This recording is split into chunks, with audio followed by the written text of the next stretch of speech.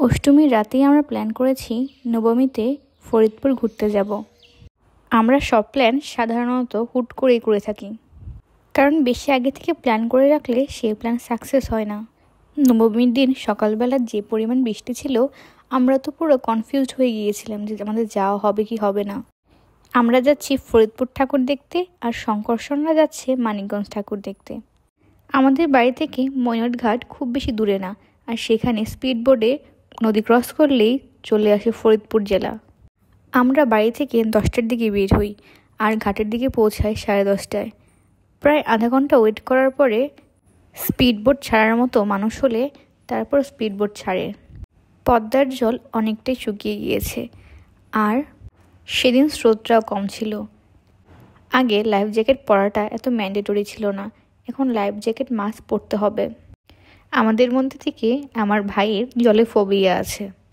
ও পদ্মা সেতু ঘুরে যেতে চেয়েছিল, কিন্তু এক প্রকার জোর করে আমরা ওকে নদীপথে নিয়ে আসি।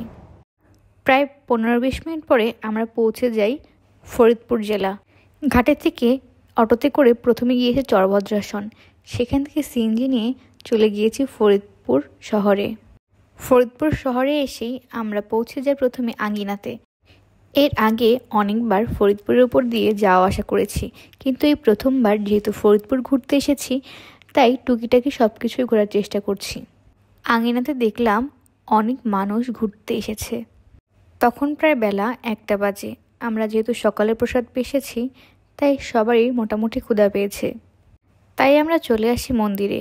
আঙ্গিনা থেকে হেঁটে গেলে প্রায় 5 মিনিটের মতো লাগে।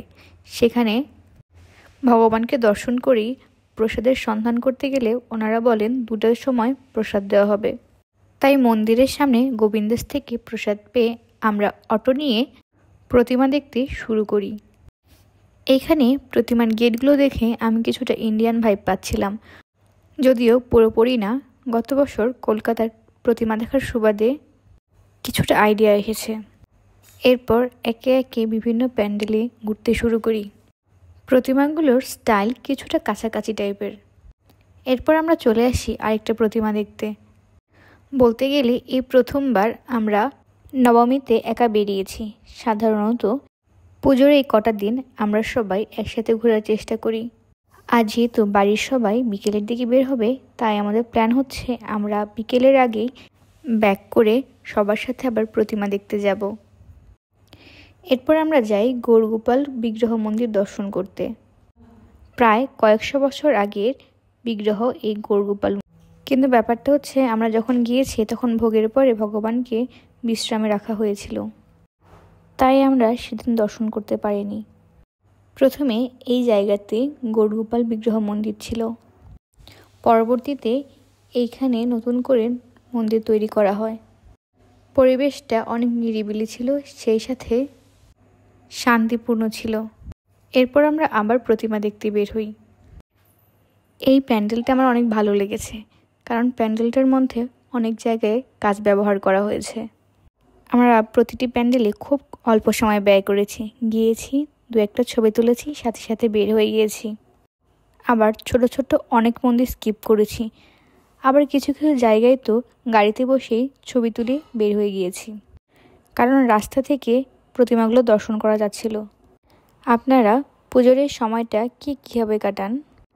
লাস্টের কয়েকটা প্রতিমা, এক একটা প্রতিমার প্যান্ডেল আর প্রতিমা স্টাইল অন্যান্য চাইতে বেশ ইউনিক হয়েছে। প্রতিটি প্যান্ডেলের সামনে গিয়ে এক ছবি আর কয়বার তুলব, তাই যে অনুযায়ী প্রতিমা দর্শন করেছি সেই অনুযায়ী ছবি বা ভিডিও কিছুই নেওয়া হয়নি। প্রায় 3টে কিংবা 3:30 বাজে আমরা আবার ঘাটের দিকে ব্যাক করছি। সকালে যেহেতু খুব বেশি স্রোত ছিল না, তাই আমরা আবার নৌপথে ফেরার প্ল্যান করি। বড় ট্রলারগুলোতে মানুষ বেশি যাতায়াত করছে। আমরা এখানে স্পিডবোটের জন্য অপেক্ষা করছিলাম, কিন্তু যেহেতু বড় ট্রলারে যেতে সময় বেশি লাগবে, তাই আমরা স্পিডবোটের জন্যই ওয়েট করছিলাম। কিন্তু ব্যাপারটা হচ্ছে, আমরা যখন ব্যাক করছিলাম নদীতে তখন প্রচুর স্রোত ছিল, আর বেশ বড় বড় ঢেউ ছিল। আমরা কেউ ভয় না পেলেও ভাই আর মা কিন্তু বেশ ভয় পেয়েছে। এরপর আমরা চলে আসি সোনাবাজোতে। সেখানে কাকু কাকি, দিদা, পিসি সবাই মিলে একসাথে আবার প্রতিমা দেখা শুরু করি। তো আমাদের প্ল্যান ছিল আমরা অনেক রাত পর্যন্ত প্রতিমা দেখব। মানে যেগুলো প্রতিমা দর্শন করা যাবে।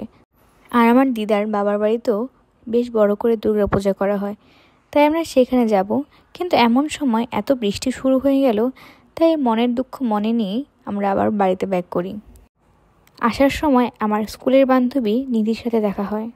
Thanks for watching.